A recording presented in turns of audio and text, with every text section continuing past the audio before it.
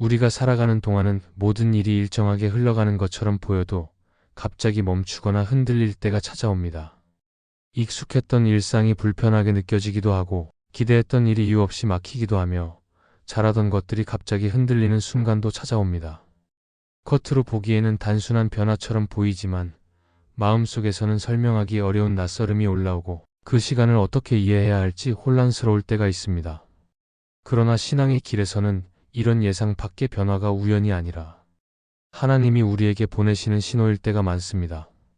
하나님은 우리의 삶을 아무 계획 없이 움직이게 하지 않으시고 우리가 서 있는 자리가 더 이상 성장의 자리가 아닐 때는 새로운 방향을 향해 걸어가도록 흔들어 주실 때가 있습니다.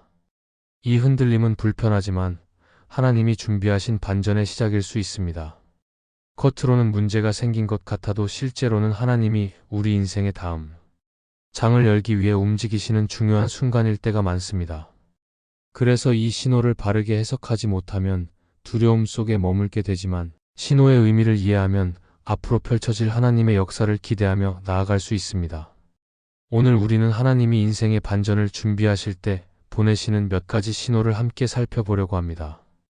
반전은 갑자기 이루어지는 것 같지만 그 전에 반드시 하나님이 마음과 환경 속에서 움직이시는 과정이 있기 때문에 그 흐름을 아는 것이 중요합니다.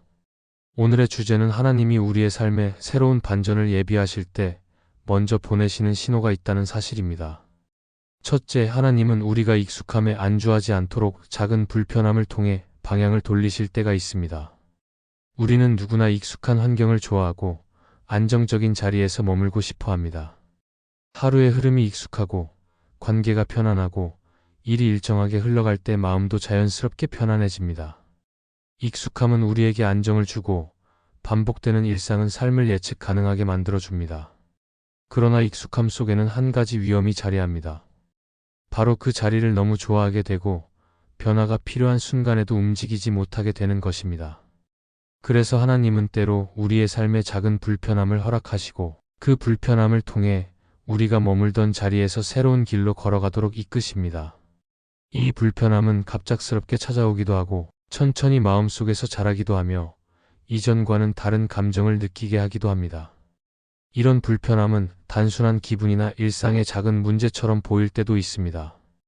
예전에는 즐거웠던 일이 더 이상 즐겁게 느껴지지 않거나 편안하던 관계가 어색하게 느껴지기 시작하거나 익숙했던 직장이나 사역의 자리에서 설명하기 어려운 막힘을 경험하기도 합니다. 처음에는 그 이유를 알지 못해 당황하지만 시간이 지나면서 그 불편함이 우리를 어디론가 밀어내고 있다는 느낌을 받게 됩니다. 이때 하나님은 우리가 머물던 자리가 더 이상 우리를 성장시키지 못한다는 것을 미리 아시고 작은 신호를 통해 방향을 돌리려 하시고 계십니다. 우리는 보통 큰 문제가 생겨야 움직이려고 하지만 하나님은 우리의 마음이 크게 상하거나 상황이 무너질 때까지 기다리지 않으시고 작은 불편함으로 먼저 신호를 주십니다. 왜냐하면 하나님은 우리를 보호하시고 더 건강하고 풍성한 길로 인도하시기 위해 미리 움직이시는 분이기 때문입니다. 작은 불편함은 하나님이 우리에게 보내시는 초대와 같습니다. 머물던 자리에서 깨어나 새로운 길을 바라보라는 신호이며 익숙함에 눌려있던 마음을 깨우시는 은혜입니다. 성경에서도 이런 방식은 반복해서 나타납니다. 요나는 하나님이 주신 사명에서 도망치려 했을 때 작은 흔들림을 통해 다시 부르심의 자리로 돌이켰고 이스라엘은 편안함 속에서 하나님을 잊어갈 때마다 하나님이 마음을 다시 돌리시기 위해 여러 환경을 흔드셨습니다.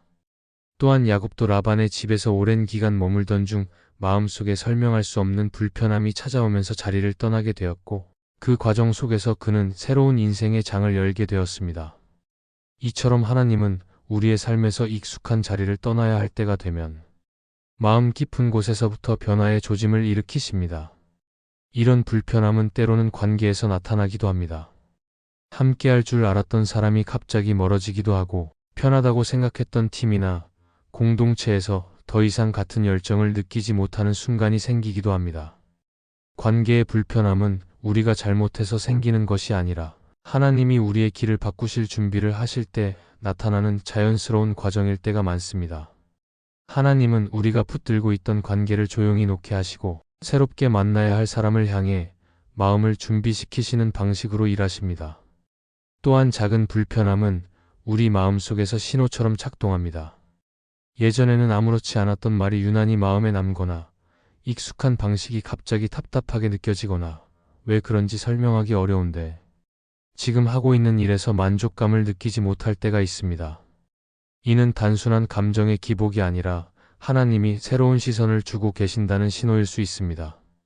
하나님은 우리의 마음 안에 변화의 씨앗을 먼저 심으시고 그 마음이 자라도록 작은 불편함을 통해 계속 건드리십니다. 그 마음이 계속 자라면 결국 우리는 방식과 자리, 그리고 방향을 다시 고민하게 되고 변화가 필요한 지점을 조금씩 보기 시작합니다. 그러나 하나님이 이런 불편함을 허락하신다고 해서 모든 익숙함을 떠나야 하는 것은 아닙니다. 중요한 것은 하나님이 왜 이 불편함을 주셨는지를 바라보는 것입니다. 도망치듯 자리를 옮기라는 것이 아니라 하나님이 지금 어떤 방향으로 마음을 돌리고 계신지 주의 깊게 살피라는 의미입니다. 하나님은 결코 혼란을 위해 흔드시는 것이 아니라 준비된 곳으로 인도하실 계획을 가지고 불편함을 사용하십니다. 그래서 우리는 이 작은 신호 속에서 하나님께 더 가까이 나아가고 그분의 마음을 묻고 마음을 열어 그 인도를 따를 준비를 해야 합니다. 결국 하나님이 주시는 작은 불편함은 우리를 무너뜨리려는 신호가 아니라 더 좋은 자리로 옮기려는 신호입니다. 익숙했던 자리가 편안할지 몰라도 그 자리가 더 이상 우리의 성장과 은혜의 통로가 되지 못할 때 하나님은 마음을 흔드시고 새로운 반전을 준비하십니다. 이 불편함을 잘 들여다보면 하나님이 움직이고 계신 것을 발견하게 되고 그 흐름을 따라갈 때 우리는 이전보다 더 넓은 자리, 더 깊은 은혜의 자리로 나아가게 될 것입니다. 둘째, 하나님은 실패처럼 보이는 순간을 반전의 출발점으로 사용하십니다. 우리가 살아가다 보면 만나는 실패의 순간은 마음을 한순간에 무겁게 만들고 앞으로 나아갈 힘을 잃게 할 때가 많습니다. 기대했던 일이 갑자기 무너지거나 열심히 준비한 결과가 나타나지 않거나 관계나 일터에서 예상치 못한 어려움이 찾아오면 실패라는 단어가 마음 깊은 곳에서 울리는 것처럼 느껴집니다. 겉으로는 담담해 보일지라도 내면에서는 크게 흔들리고 모든 것이 멈춰 버린 것 같은 두려움과 아쉬움이 자리 잡게 됩니다. 그러나 하나님은 그 실패를 단순히 끝으로 보지 않으시고 오히려 반전의 출발점으로 사용하실 때가 많습니다. 우리가 실패라고 느끼는 순간이 하나님 계획 속에서는 새로운 일이 시작되는 자리일 수 있다는 사실을 기억해야 합니다. 우리는 실패를 두려워하지만 하나님은 실패를 사용하십니다. 실패는 우리 힘의 한계를 깨닫게 하고 우리의 의지가 아닌 하나님의 능력을 바라보게 만드는 계기가 됩니다.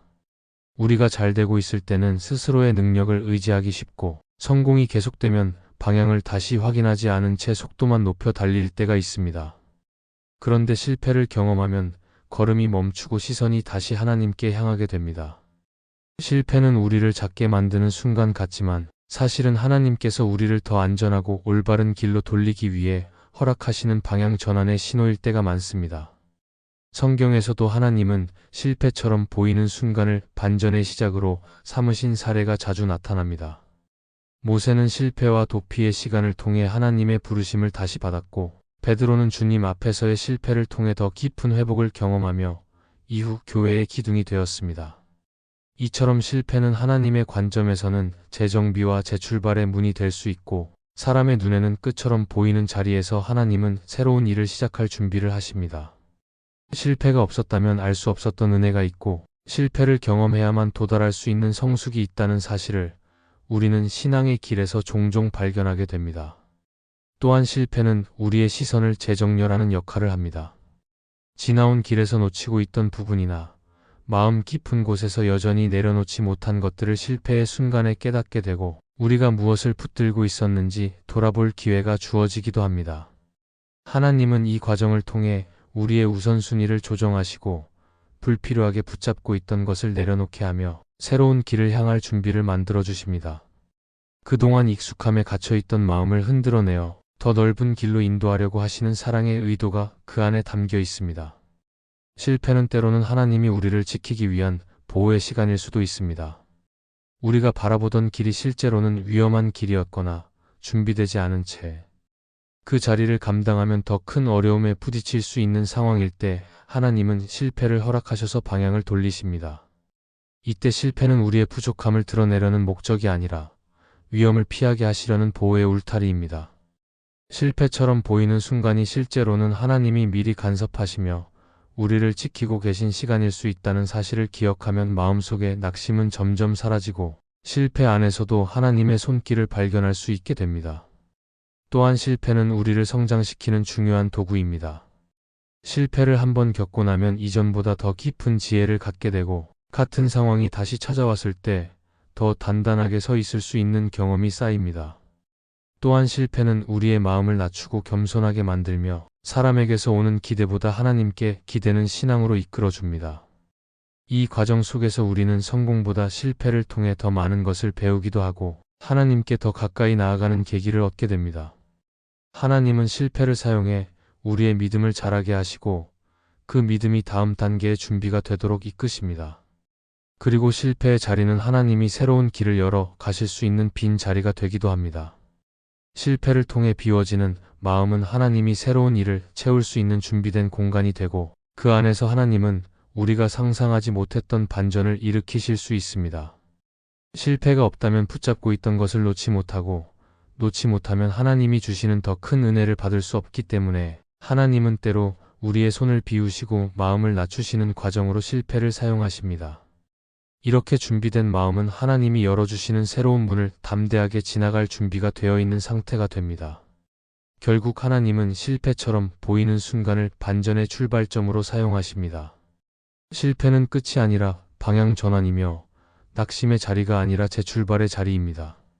이 시간을 지나면서 우리는 하나님이 어떤 마음으로 우리를 이끄시는지 더 깊이 깨닫게 되고 실패를 통해 준비된 마음은 반전의 은혜를 더 크게 경험하게 됩니다.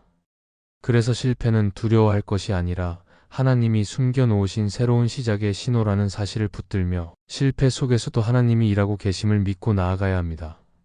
셋째, 하나님은 익숙한 문을 닫으시면서 전혀 다른 문을 열기 위한 시작을 하실 수 있습니다. 우리는 누구나 익숙한 문을 좋아합니다. 이미 잘 알고 있는 길, 오래 걸어본 자리, 편안하게 머물 수 있는 환경을 선호하며 그 안에서 안정감을 느낍니다.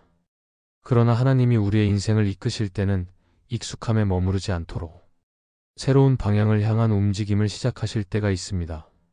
그 시작은 대개 우리가 원하던 방식이 아니라 익숙한 문이 어느 순간 자연스럽게 닫히는 경험으로 찾아옵니다. 처음에는 그 이유를 알 수 없어 당황하고 왜 길이 막히는지 이해할 수 없지만 하나님은 그 닫힌 문을 통해 이미 다른 문을 준비하고 계시며 우리가 예상하지 못한 자리에서 새로운 길을 열어 가실 수 있습니다. 이 닫히는 문은 낙심의 이유가 아니라 하나님이 반전을 준비하시는 과정의 첫 번째 신호일 때가 많습니다. 익숙한 문이 닫히는 순간은 우리의 계획과 기대가 흔들리는 때이기도 합니다. 좋았던 관계가 갑자기 멀어지거나 안정적이라고 생각했던 직장이나 사역의 문이 닫히거나 익숙하고 편안하던 공간이 더 이상 예전 같지 않게 느껴질 때 마음은 혼란스러워지고 불안해집니다. 그러나 하나님은 우리가 편안함 때문에 멈춰서 버릴까봐 혹은 익숙함 속에서 더 이상 자라지 못할까봐 닫힌 문을 사용해 우리를 새로운 길로 이끄십니다.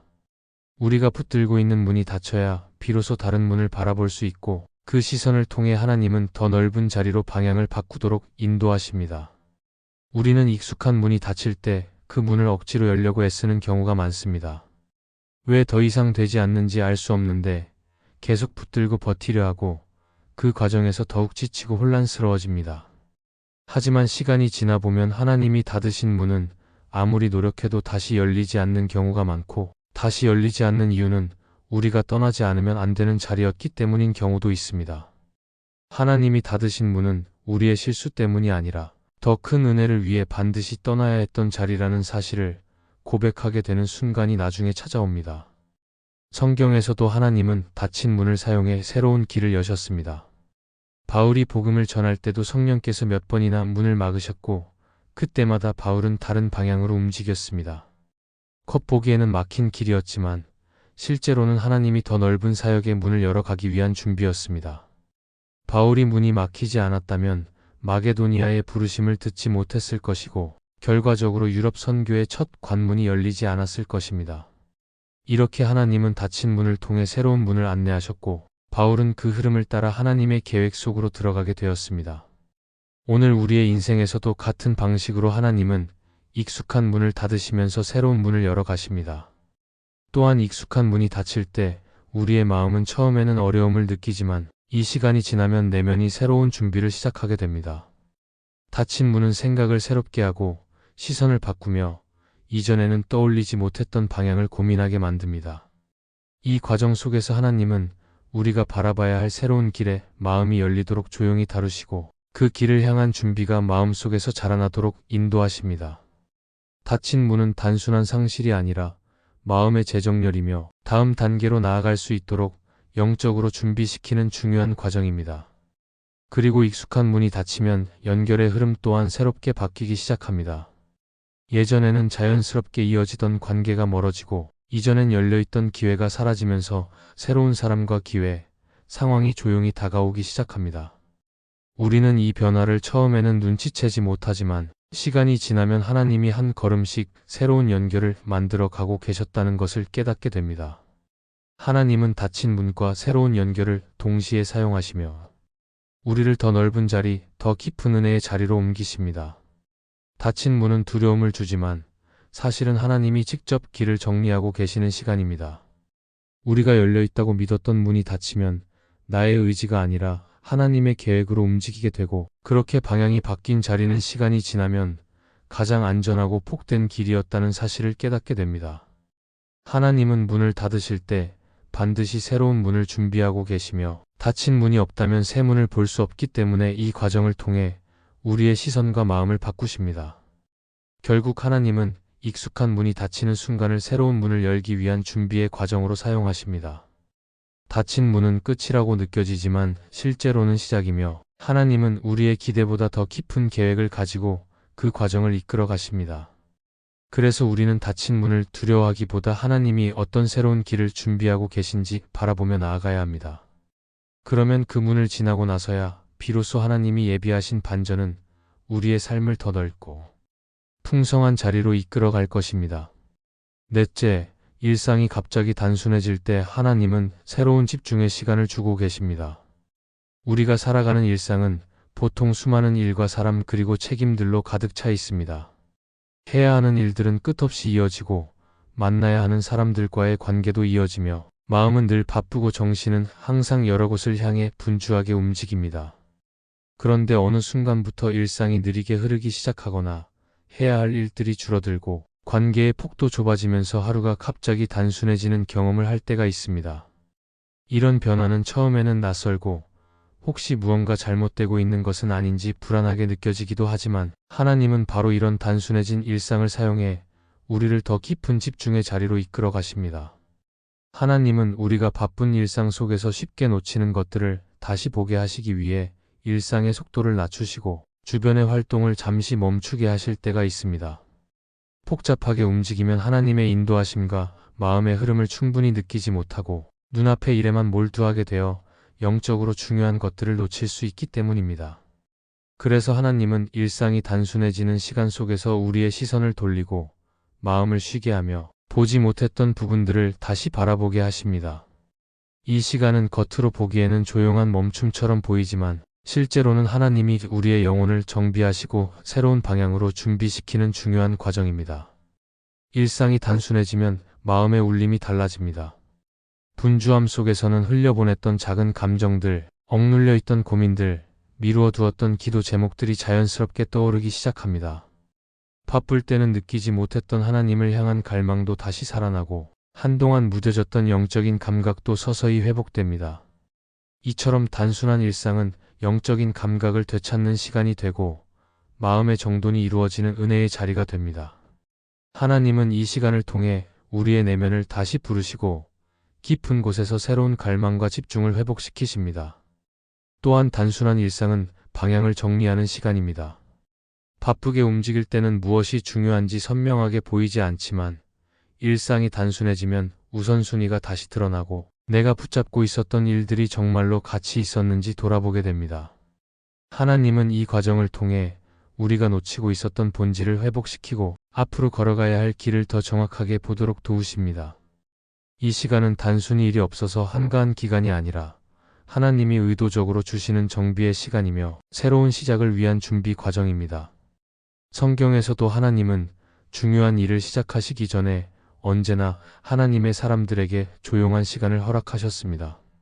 모세는 미디안의 광야에서 오랜 시간 조용한 삶을 보내며 하나님께 준비되었고, 사무엘은 성전의 고요 속에서 하나님의 음성을 처음 들었습니다. 예수님도 공생애를 시작하시기 전에 광야에서 고요한 시간을 보내시며 마음과 영혼을 정비하셨습니다. 이러한 흐름은 오늘 우리의 삶에서도 동일하게 나타나며, 하나님은 중요한 전환을 준비하시기 전에 우리의 일상을 단순하게 하심으로써 마음과 시선이 새로운 은혜를 받을 준비가 되게 하십니다. 결국 일상이 단순해지는 것은 아무 일도 일어나지 않는 시간이 아니라 하나님이 새로운 집중을 주시고 마음을 정비하시는 중요한 시간입니다. 이 시간은 준비가 되는 시간이며, 하나님은 이 과정을 통해 우리 안에 새로운 시선과 은혜를 채워주십니다. 단순해진 일상을 두려워하기보다 하나님이 어떤 일을 예비하고 계시는지 기대하며 나아갈 때, 우리는 하나님이 준비하신 반전의 자리를 담대하게 맞이할 준비를 갖추게 됩니다. 이 말씀이 마음의 은혜가 되셨다면 좋아요와 구독으로 함께 해주세요. 그리고 댓글에 아멘이라고 남겨주시면 하나님의 은혜가 더 많은 사람들에게 전해질 것입니다. 여러분의 삶 위에 하나님의 은혜가 언제나 함께 하시기를 바랍니다. 감사합니다.